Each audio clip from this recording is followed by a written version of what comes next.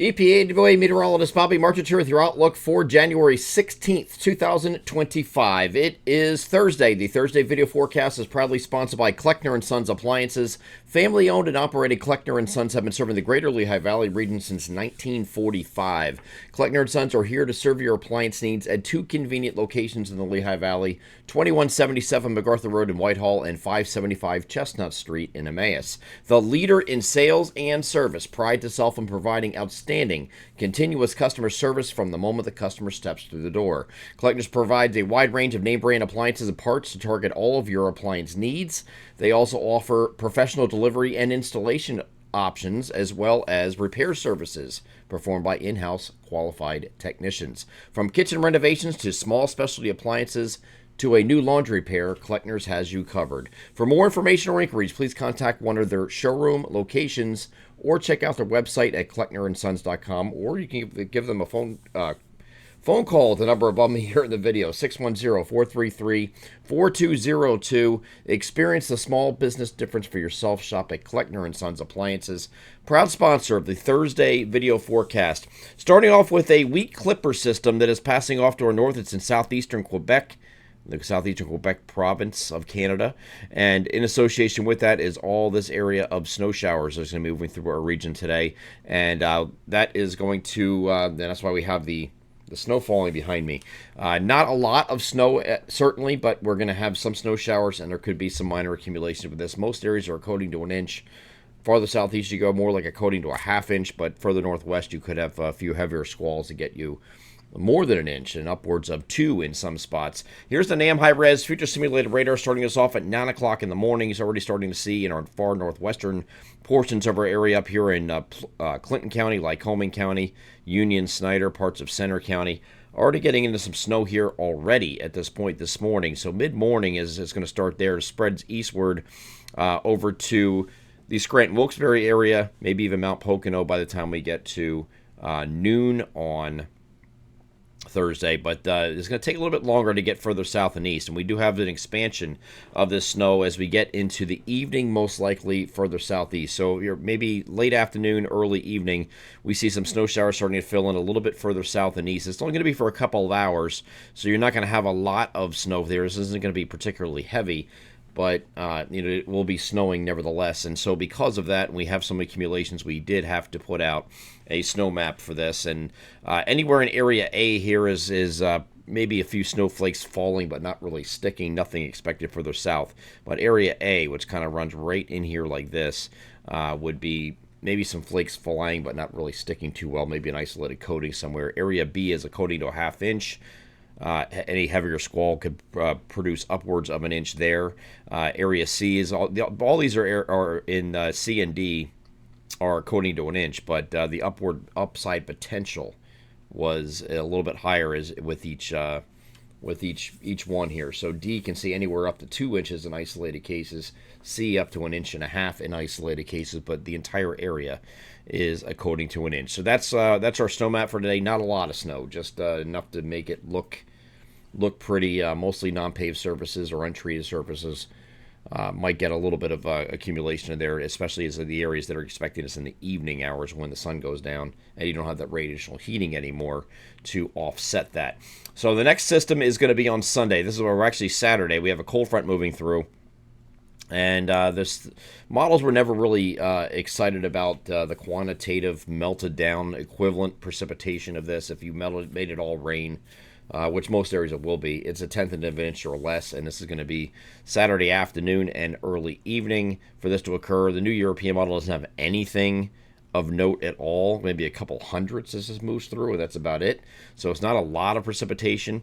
And then in the wake of this, we have this little system it's the Sunday system. Everybody's been asking about this. There's really not a lot to tell you as far as an update today because the models are all over the place, and I'll show you what they show. Here's the European model that ran this evening. It has everything Basically, maybe some snow showers just northwest of I-95, but any accumulating snow would be southeast of I-95 in the case of European models. So this took a step toward the GFS model, which is still doing the same general idea. Here's that cold front moving through Saturday. Here's that trailing system, and again, southeast of I-95, and it's just a few snow showers, and that's it. Probably not mat-worthy type snowfall here in South Jersey and parts of Delaware, but the rest of us are high and dry. And then there's the Canadian model, which continues to insist that this is going to be a more wrapped up and ramped up system. So we can't completely dismiss this idea entirely yet, especially since the energy responsible for digging this trough a little bit more and in the west and pumping up the ridges, the ridge and the heights in the east that would allow this to come up a little bit further north and amplify it a little bit more is not on shore yet. Okay, that's going to be sometime Thursday morning. So we'll probably know by the next video what it's definitely going to do.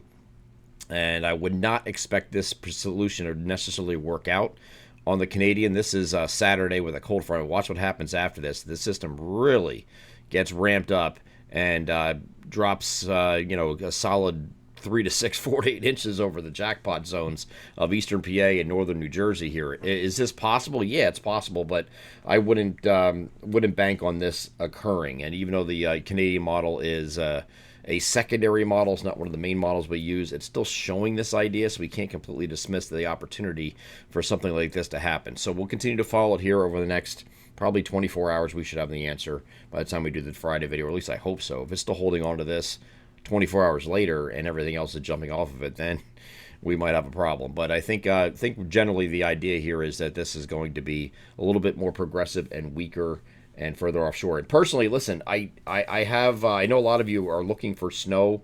This is not a big snow event regardless, and you're trying to take all the snow you can get. I understand that. But we have a big game here in South Philadelphia, or at least I care about it.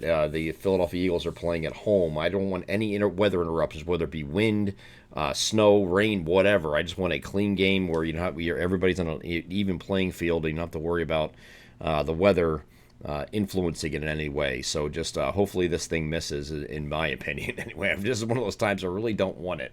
Not that I really care about snow anymore. Anyway, this is as you get older, you're less fond of it, especially if you're a homeowner. I get my kids out there cleaning it now, so it's a little different. But some of you don't have that luxury, and just absolutely hate snow, and that's fine too. I have no problem with that, but not Sunday, please. But we'll see. We'll continue to follow this here in the week ahead. The next system after that is going to be our winter storm signal. That is in our long range that we have. That's going to be between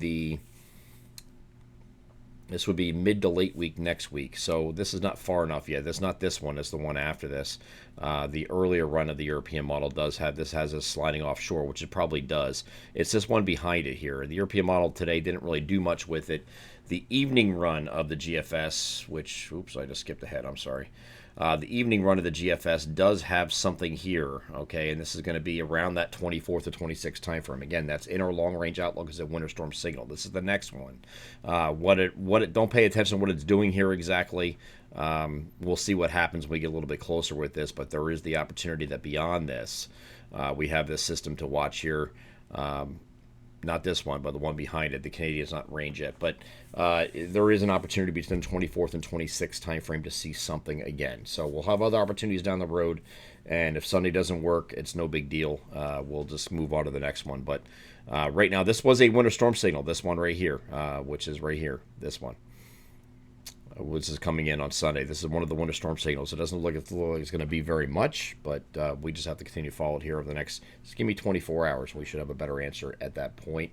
Beyond this system, we do know that it's going to be very cold early next week, and we talked about this in last night's video.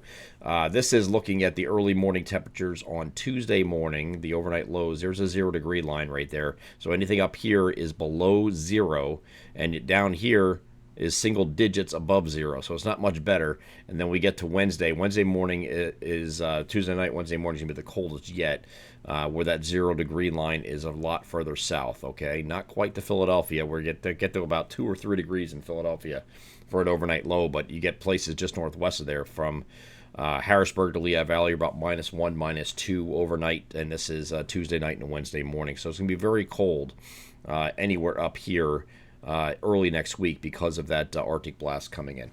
I'm EPAWA meteorologist Bobby Martish. That is your outlook for January 16th, 2025. Have a great Thursday.